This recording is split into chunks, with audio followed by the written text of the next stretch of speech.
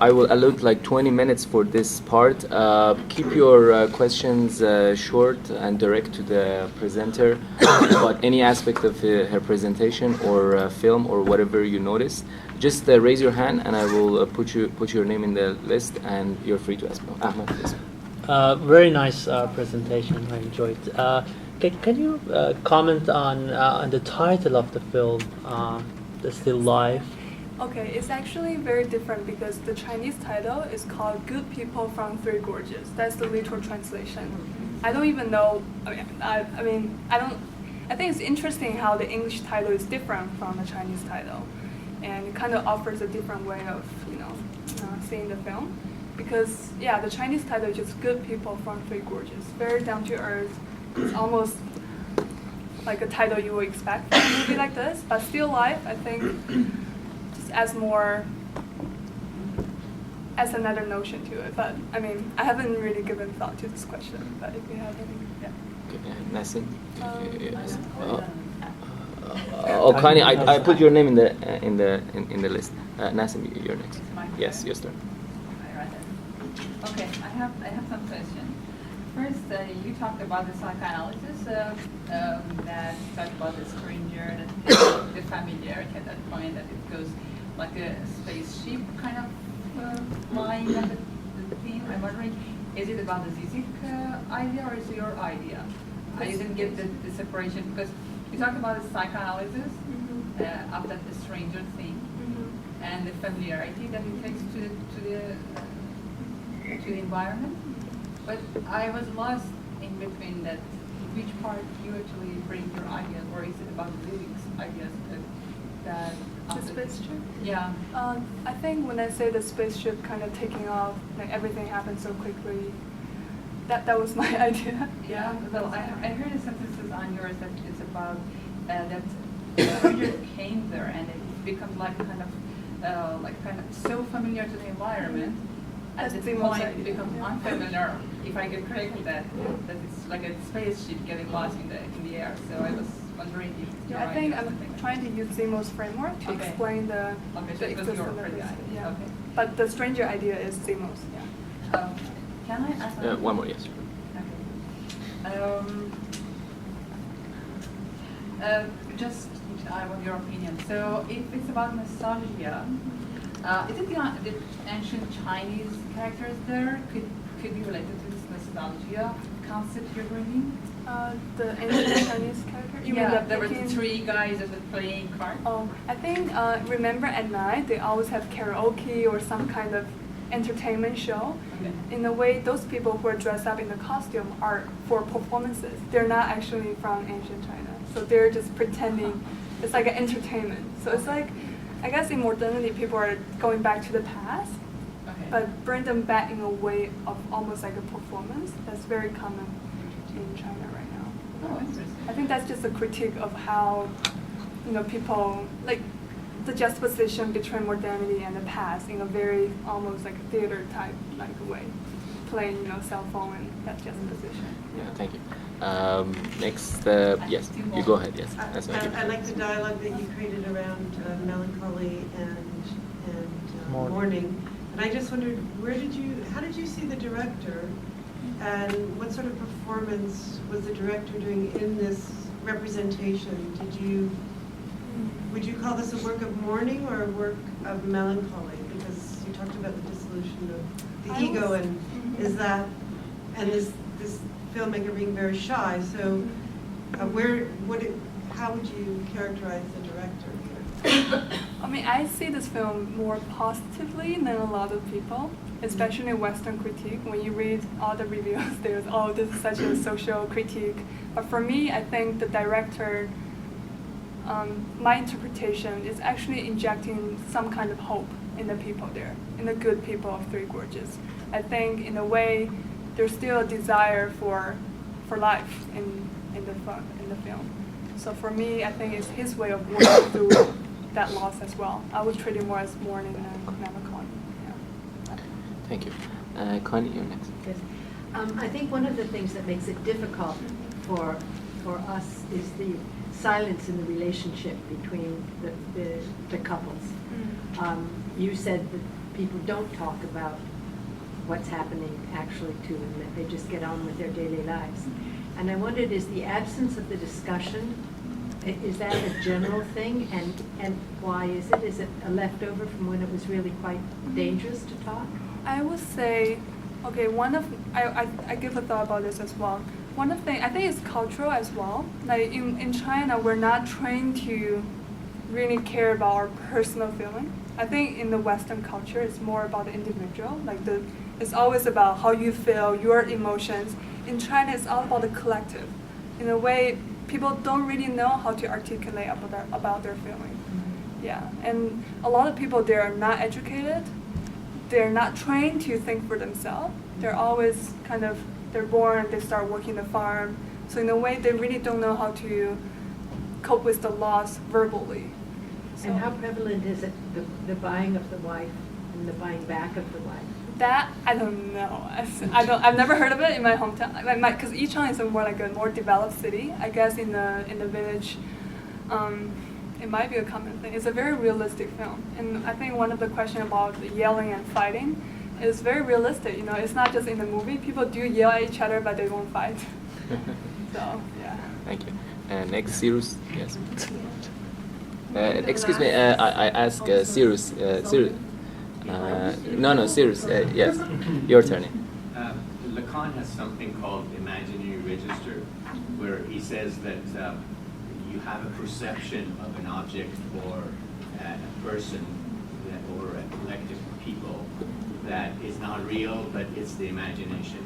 And I feel that in North America, the imagination or the feeling that they have of faraway cultures like China is usually not real. And it's usually a perception that it's also tinted with media trying to manipulate. So how do you think this film helped in giving the West a better perspective of China? That's my first question. And my second question is about, I'm very curious about the emotions that people like haven't seen each other 16 years. And what I saw was something that brought my curiosity, and I just wanted to ask you about how emotions are shown in Chinese culture. I think in their case, since they're not married because of romance or anything, so I think it's very reasonable that they didn't hug each other or there's no strong emotion involved in the conversation. And again, those people tend to be more conservative in terms of showing their expression, emotion. So I think that's a very realistic approach. In terms of, for me, it's not about the content of the film that can change how foreign audience approach the film. It could be a very realistic film about China, but people can still treat it as or in the orientalistic way. So for me, it really is about how we, as a translator, translate the film. And I actually prepared 2 pages on Walter Benjamin's lotion on translation, in which we think that whenever people translate a foreign text, they tend to convert the foreign text into whatever they know. They're translating the foreign into the familiar. But the best way of translating any work of art is to be affected by the foreign film. So in a way, you have to be the stranger to the film as well, rather than projecting your own framework. So I think it's not the director's job to introduce to the Western audience a real China. It's our job to reflect on our way of translating any foreign text. Thank you. And next, Amir. Very interesting presentation, really. Thank you. I'm just question for my information. Do you know what is the difference between the concept of a stranger and flaneur? Yeah. I would appreciate if you can make. Actually, I talked about this to my students in my tutorial last week. And I'm also wondering about this concept of fake, because when we're talking about fake, I actually think that fake makes movie apolitical, because it's based on idea that something is always repeating and you need to accept what's happening to you. It's not very important that politically, so it makes life looking life much more easier. But how you talk about that there is these ideas about fatalism, fate in these movies, and at the same time you talk about the concept of a stranger that brings more dimensions of otherness and brings these questions of political dimension into movie. How do you think these two works together? Because I'm not sure if at the same time both how they both work here. Can you? All right. So first question about the stranger and the flaneur. So in Zimo's sense, a stranger is an outsider essentially, right? And he enters a society, engages, but at the same time always remains a distance. But for me, flaneur is always the insider. It's someone, for example, when you're in the city, right? You're trying to detach yourself from the city, but you are in the city. So in a way, a flaneur for me is an insider who's trying to be the stranger, but still he's the insider. I think that's the difference I see. So the stranger embodies both outsider and insider, but flaneur is always an insider pretending to be the outsider, but at the same time trying to put in more distance into the subject of their study. Yeah. And for the second question, the way I look at it, I think the fatalistic approach to the loss is just one way of kind of working through the mourning process. I didn't really think it from a political sense. So that's a very hard question. I don't, in terms of how they work together, what do you think? I mean, we could keep it for the next round. Yeah, we can yeah. talk after. Next, I don't know your name, yes, but the lady in purple. Yes, go ahead. I just wanted to say that it's not the question, it's not a comment. I don't know, I just want to know your opinion on this one. The movie showed a lot of conflicts in demolishing and construction, and then a couple who, one of them got a divorce, and the other one just with all his brothers to get his wife back, and then this again the end.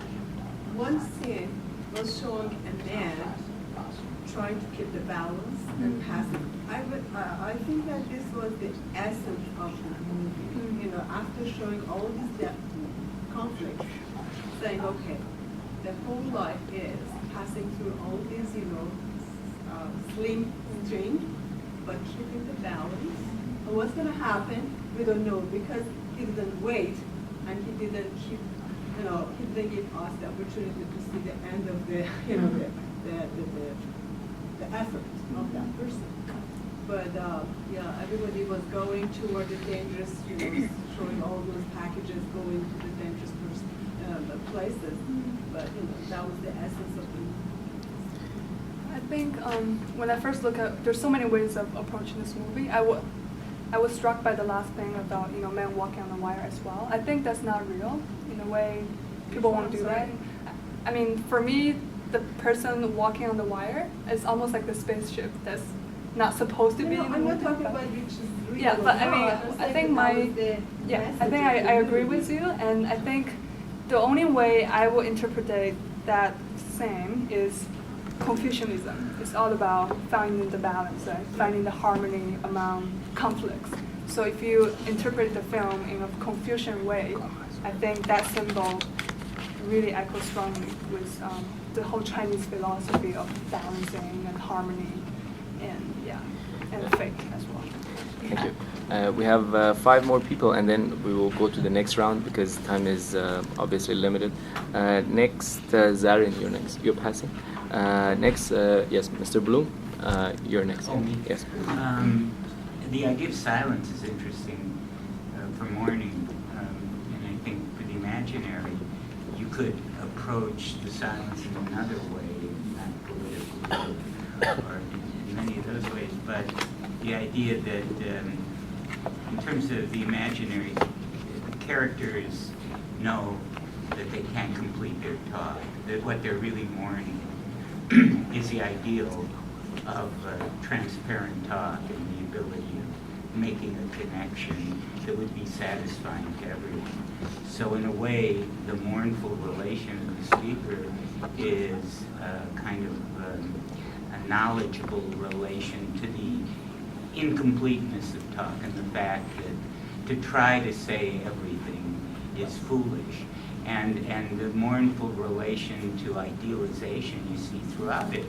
I think, as you're pointing out, the idea of a society that's divided, and kind of mourning the ideal of a society being identical to itself, and on every level, relations between people who are apart, and we're kind of mourning the ideal of ever coming together in a way that would be satisfying.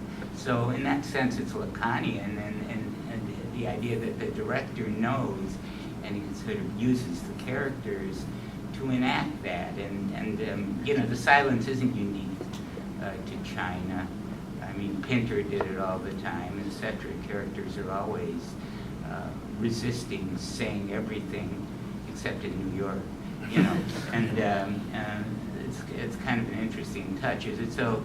The mournfulness has to be seen in the talk and in the relation, and the attempt to not to be loquacious. You have any comment? Yep. Okay. Thank you. Next, Majid. I kind of want to have your take on like the two characters, like the Sun Ming and the woman in the third part of the movie. So to me, it seems that one of them is kind of more, as you put it, looking for hope, looking for a family to kind of to build.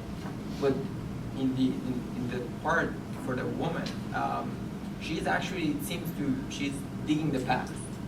Instead of moving to the future, moving to a place that he wants to be, she's coming back. And then you see this shot of the closed factory, and then when he walks, you see like the previous leaders of the Communist Party, and at the same time, the person who helps her to go find her husband is like a kind of like a excavator of the past. So do you see this kind of duality of looking toward the future and versus going and digging the past to get rid of this relationship that is in the past? Interesting, because for me, I didn't make the connection between her friend and her own personal story. I think her friend's story about digging like a tomb of 2,000 years, like rushing the digging process before the water comes down, is very ironic about the juxtaposition of how we can destroy something so quickly, and even when we're rushing to preserve the past, we're so helpless at the same time, right? What if they didn't discover the tomb? So I didn't really make the connection between that and her story. But to me, at the end, she kind of made up a line to her husband saying that she fell in love with someone else, right? I think she's also moving on to the future, but she has made a decision to give up the past and then to move on to the future as well. So it's a different way of moving forward. Yeah, for him, he's driven by the notion of future, but she is kind of still like in between, and she made a decision to move on. Maybe you kind of touched upon this in your presentation. I just wanted to get more, expand your explanation on this question that I have. It's more about the dichotomy I saw in the movie, like the duality between land and the water, the sea, or the river. So this was actually the background, as everyone said, of the city, obviously, but it was insisted by the director visually in the movie, right? So I just wanted to see how you connect that duality, that dichotomy, to the presentation you had about loss or the modernization process, or that. Is there any, because it was, I think, more than just a notion, a conscious notion, maybe. Are there any myths about that connection, or is it based on a collective story or myth, or is it, since you talked about Freud, is it related to the subconscious of the director in a metaphoric way that we can relate to that, because it was, I think, visually obsessed, by the director. Just wanted to get your insights on that. I think if we think about the long shot, right, really slow shot of always layering of the three gorges, when you said the ruined buildings, the very mountaineering, the duality in relation to the spaceship. I think the director is trying to make a comment on the social reality in China right now, because the government always think that we can replace the past with something modern. It's always like a really sharp line. We're destroying this building to build something new. But at the same time, the experience of the people is always layered with, like, the past is not past yet, but the future hasn't come. It's the in-between space. I think visually the director really forced that multi-layer duality to kind of remind us that things doesn't change like a spaceship. That those are the things that lingers, and yeah, that's my interpretation. Thanks. Thank you. Last question, I would ask mine. So the core of your talk was based on that paper by Freud on melancholia and mourning. I had a different take. I didn't see melancholia and mourning, and even silence, because most of the characters were speaking. I give you an example of the workers, and they were talking about like how much they pay them if they go to another province as opposed to staying here. So it shows that I think the director somehow is trying to put the blame on the Chinese too, even though they are rural Chinese and maybe they had hardship, they immigrated, right? But it is them that taking the responsibility and doing the demolition. We see a visual landscape, which is a wasteland. At the same time, all the agents are participating in this process. This is not mourning to me. This is becoming the agent of destruction. So that's why that's like silence is when you're mystified by this, loss. In here, I saw that the subjects, they were all like talking about their losses. It was not like something very horrifying to them. The workers were, part of this hegemon that was trying to, modernize China. Do you think that this could be taken as an interpretation? I think actually for me that is the process of mourning, in a way that they are engaging it, but there's a emotionless distance to what they're doing. If they can do the demolishing work, that means they haven't overcome their loss. In a way, in the Freudian sense, they have to, on the ego level, they have to declare the object of loss as that before they can. And so different way of, reorienting themselves, or even the moral standard to what they're doing, to their action. Okay. Yeah.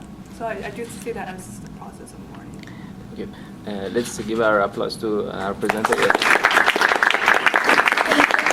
So we're going to start the next round. Me and Majid are going to basically run this part as well. We have these feedback forms, and they are printed in English. So if you're a new participant or not, would you please fill it out and give your opinions about today's session. So Majid would help me with time, and I'm going to explain a little bit about this round and how it's going to be run. So we have, we're going to ask you to